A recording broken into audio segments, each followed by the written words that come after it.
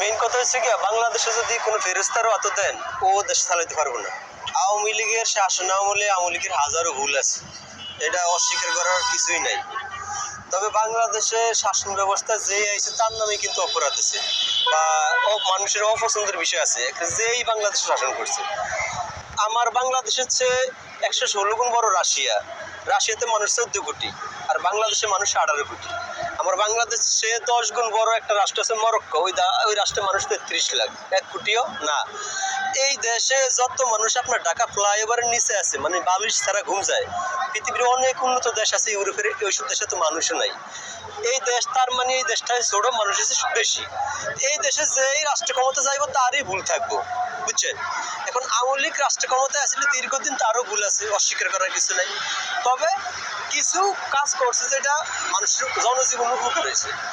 যেমন একটা metro rail করছে না, এই মেট্রো রেলে সরে এখন মানুষ কি কয়, আরে আমি ইউরোপে আইছি, কি উন্নত জীবন, খুব ভালো লাগে।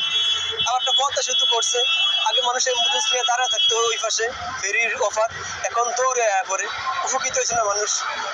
ঘরে ঘরে বিদ্যুৎ, সেটা দিয়ে তো মানুষ উপকৃত হয়েছে। এখন কিছুর দিকে আছে সত্যি ভালো, যেটা আর প্রশংসা করাই লাগে, আসলে প্রশংসার দাবিদার।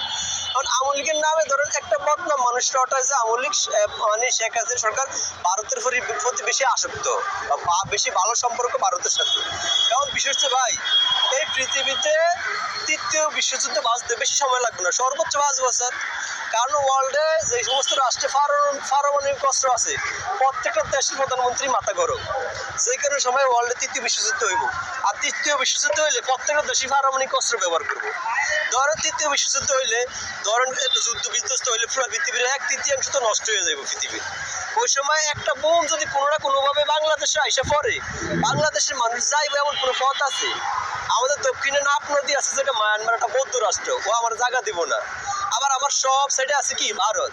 এখন একটা বোম যদি আল্লাহর ক্ষমতা ভুলেও বাংলাদেশে পড়ে, আমরা যে কোন জামা এই জায়গা তো নাই, আসেনি নাই, জায়গা নাই।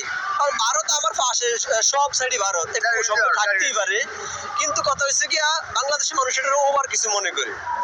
আর এই যে প্যালেস্টাইন আজকে যদি আক্রমণ করে, প্যালেস্টাইনের পাশে ইয়েমেন আছে, সৌদি আরব আছে, আপনার আফগানিস্তান, পাকিস্তান, তুর্কিস্তান, কাজাকিস্তান, যত মুসলিম দেশ আছে, ইরাক, সিরিয়া, হ্যাঁ, লেবানন, জর্ডান, সব দেশগুলা এই আপনার এই যে প্যালেস্টাইনের পাশে আছে, ওরা যাওয়ার একটা জায়গা আছে। কিন্তু বাংলাদেশের মানুষ, ও একটা বোম ফেলে যে যাইবো এমন জায়গা আল্লাহর হুকুম নাই, কই যাইবো? ভারত যদি তার সীমানা বন্ধ করে যাওয়ার কোনো জায়গা আছে? আর বিশ্বযুদ্ধ এবারটা তো একদমই হাসা। তো এই পার্শ্ববর্তী দেশের সাথে সম্পর্ক ভালো থাকতেই পারে, এটা অস্বাভাবিক কিছু না। এখন আমরা কি সম্পর্ক পাকিস্তানের লয় করুন? কারণ আমরা কি